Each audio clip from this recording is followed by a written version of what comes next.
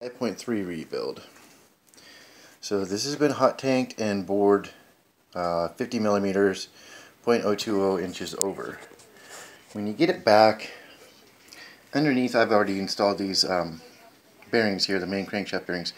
Underneath this hole, when these are out of here, is the oil galley journals for where the oil comes into the journals for the crankshaft. I always blow all of those holes out with compressed air.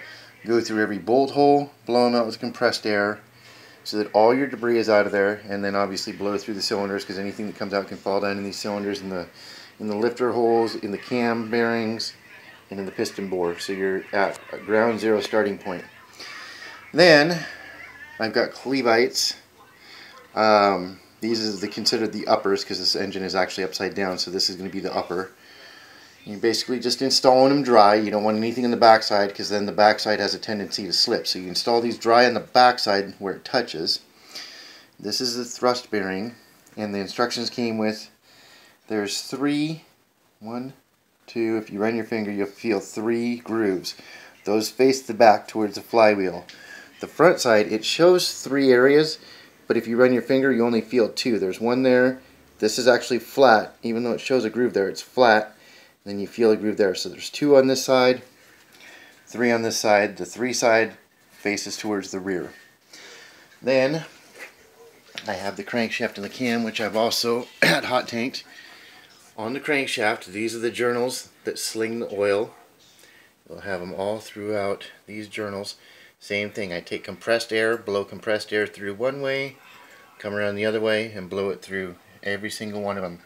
That way any debris, even though you have it hot tanked, any debris that gets caught in there isn't being flung back into the bearings right away in startup and scoring your bearings right away. So I've blown all of those out. Camshaft is going to be the same thing. You go through and you'll see very tiny oil journal holes right there. You blow through with compressed air. This has just got a little bit of rainwater from when I just brought it in, but every one of those needs to be blown out. So the same thing, you don't blow debris on startup come flying out of one of those holes and score your camshaft bearings right away. So now I'm going to lay the crankshaft in, but I use Lucas Assembly Lube. I'm just going to be real generous.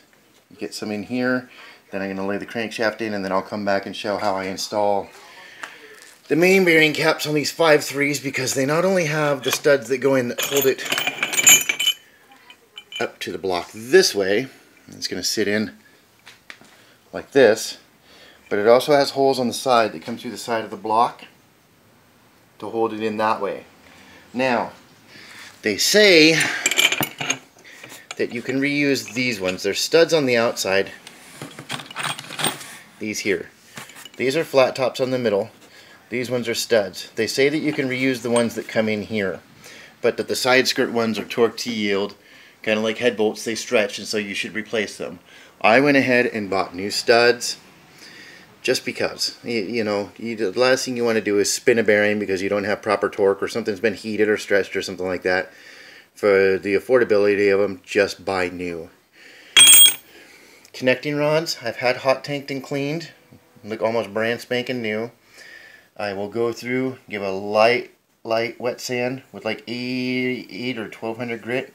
Just give it a light, so that you're not even taking out thousands, just so that everything is clean and clear. It's got oil holes here too that you blow out with compressed air. Now the big thing about these, just like Nissan Titan I found out before, these connecting rod bolts right here are torque to yield, like stretch bolts, like head bolts. They're not supposed to be reused. You tighten these down to the torque specs.